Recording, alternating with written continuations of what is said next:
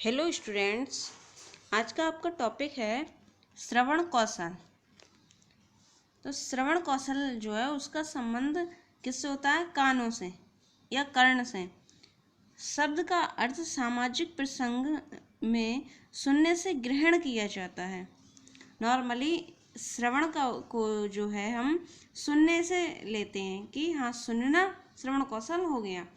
छात्र कविता, कहानी, भाषण, वाद विवाद, वार्तालाप आदि का ज्ञान सुनकर ही प्राप्त करते हैं और उसका अर्थ भी ग्रहण करना होता है। यदि कोई भी स्टूडेंट है उसमें श्रवण इंद्रियों में दोष है तो वो ना तो सीख सकता है और ना ही अपने मनोभावों को अभिव्यक्त कर सकता है। अतः उसका जो लैंग्वेज की नॉलेज होगी वो 0 के बराबर हो जाएगी, क्योंकि बालक सुनकर ही अनुकरण द्वारा भाषा ज्ञान अर्जित करता है। ठीक है, आगे पढ़ते हैं हम। ये श्रवण कौशल जो है ये भाषा का पहला कौशल है। इसका अर्थ होता है या उद्देश्य होता है सुनकर अर्थ ग्रहण करना। अगर सुनी हुई चीज का अर्थ ग्रहण कर लिया तब उस श्रवण कौशल का उद्देश्य पूर्ण हो जाता है। लिखा है कि भाषा का ग्रहण प्रायः श्रवण के माध्यम से ही होता है, लेकिन केवल सुनना मात्र श्रवण कौशल नहीं है, बल्कि ध्यान पूर्वक सुनकर वक्ता के आशय को ग्रहण करना ही श्रवण कौशल है। वही चीज है कि अर्थ ग्रहण करना ही श्रवण कौशल है। अब बात करते हैं श्रवण कौशल के विकास के तत्व। फर्स्ट है वक्ता के मुख से उच्चारित ध्वनियों को ध्यान पूर्वक सुनना। कि वक्ता जो बोल रहा है उसके मुख से जो भी ध्वनियाँ निकल रही हैं उनको ध्यान पूर्वक सुनना चाहिए, तभी श्रवण कौशल का अर्थ जो है वो सार्थक हो पाएगा। नेक्स्ट है वक्ता का विषय रुचिकर हो तो श्रवण का विकास होता है। अब वक्ता का विषय रुचि, अगर कोई भी बोलने वाला है या कोई कहीं लेक्चर दिया जा रहा है तो सुनने वाले के लिए अगर वो इंटरेस्टिंग लगेगा तभी श्रवण कौशल का डेवलपमेंट हो पाएगा, अन्यथा वो वक्ता की बात पर ध्यान नहीं देगा और उसके श्रवण कौशल का विकास नहीं हो पाएगा। नेक्स्ट है वक्ता की संप्रेषण की शैली अगर उचित है तो श्रवण का विकास होगा।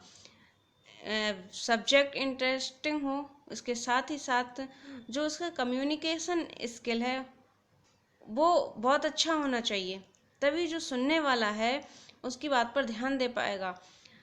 उसका जो संप्रेषण है वो इफेक्टिव होना चाहिए, तभी वो श्रवण कर्ता के लिए प्रभावित कर सकेगा। नेक्स्ट है बाल गीत, अभिनय गीत या आकाशवाणी, दूरदर्शन आदि सुनने से श्रवण कौशल का विकास संभव है।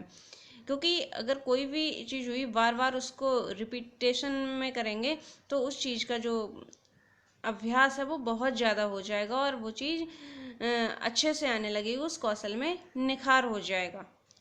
नेक्स्ट है वक्ता की बात को सुनते समय ध्यान वक्ता के वक्तव्य पर ही होना चाहिए। अब कोई भी टीचर है या कोई भी हुआ जो लेक्चर दे रहा है तो श्रोता को चाहिए कि उसकी जो बात है उसको ध्यान से सुने, तभी उसका जो अर्थ होगा उसको समझ पाएगा, अन्यथा नहीं। अब बात करते हैं कि श्रवण में क्या क्या बाधाएं आ सकती हैं। तो नंबर 1 लिखा है कि वक्ता के मुख से उच्चारित ध्वनियों को ध्यानपूर्वक ना सुनना। अब जब बोलने वाला बोले जा रहा है और सुनने वाला उस चीज़ को सुन ही नहीं रहा है कि क्या बोला जा रहा है, उसका ध्यान कहीं और है, तो वो अर्थ को ग्रहण कर ही नहीं पाएगा, ना उसका भाव समझ पाएगा। नेक्स्ट है विषय रुचिकर ना हो तो श्रवण का विकास बाधित होता है। जैसा कि पहले बताया था कि सब्जेक्ट इंटरेस्टिंग होना चाहिए, तभी श्रोता के लिए सुनने में आनंद आएगा या वो उस चीज़ पर ध्यान देगा, और अगर इंटरेस्टिंग नहीं है तो उस चीज़ को वो नहीं सुनेगा और उसका ध्यान जो है वो इधर उधर भटकेगा। नेक्स्ट है वक्ता की संप्रेषण की शैली अनुचित होना। वक्ता द्वारा तीव्र या अस्पष्ट या तेज आवाज़ में धीमी आवाज़ में बोलना।